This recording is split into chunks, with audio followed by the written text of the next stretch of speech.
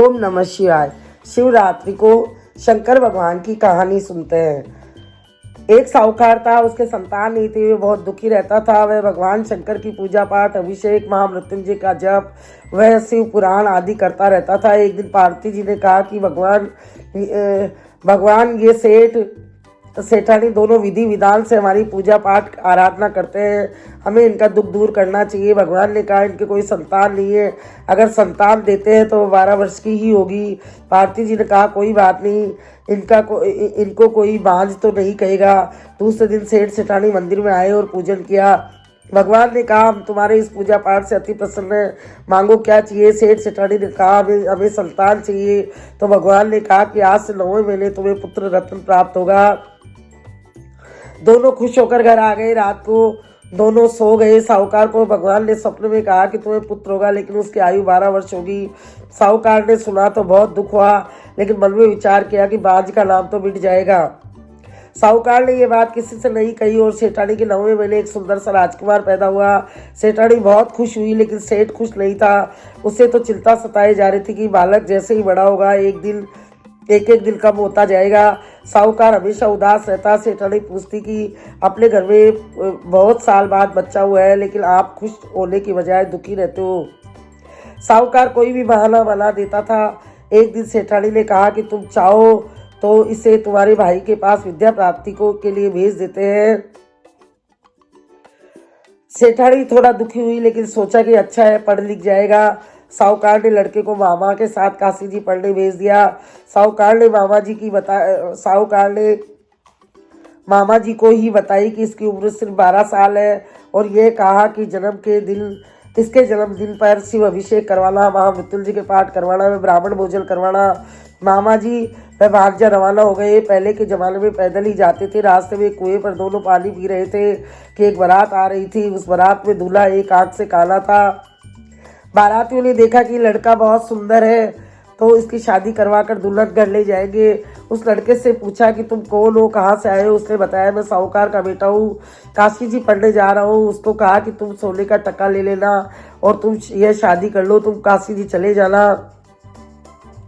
उस लड़के ने मामा को बताया।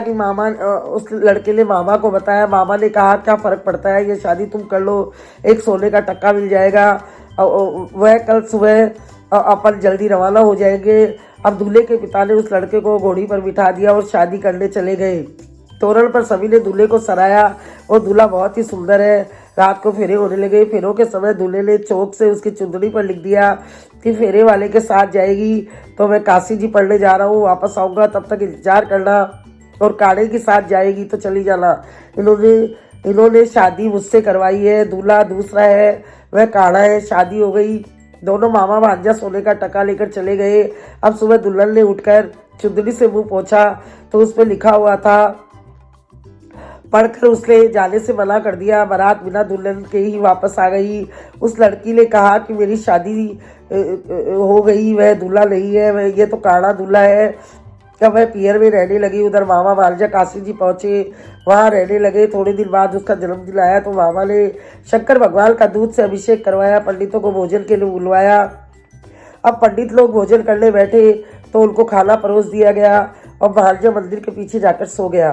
मामा ने कहा तुम सब भोजन जीवो। पंडितों ने कहा कि हम भोजन जब करेंगे जब वह लड़का खुद आकर हमसे कहेगा।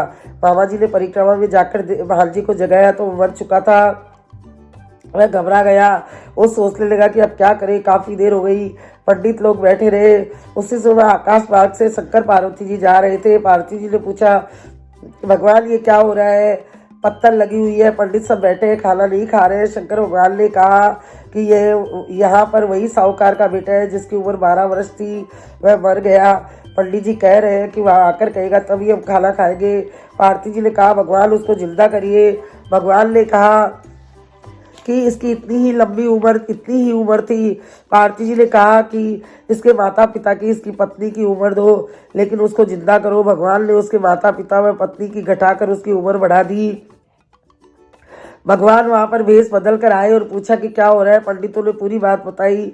भगवान व पार्वती जी मंदिर के पीछे गए और देखा कि मामा रो रहे हैं, वह मरा हुआ है। भगवान ने झोले में से शंख निकाला और जटा में से गंगा जल लेकर उसके छींटे दिए। वह उठकर बैठ गया, बोला आहा खूब नींद आई। मामा जी बोले ऐसी नींद किसी को ना आए, और लड़के को सारी बात बताई। शंकर पार्वती जी ने अपने वेश में आ गए और लड़के को ले चरण स्पर्श किया और दर्शन किया। भगवान अंतर्ध्यान हो गए।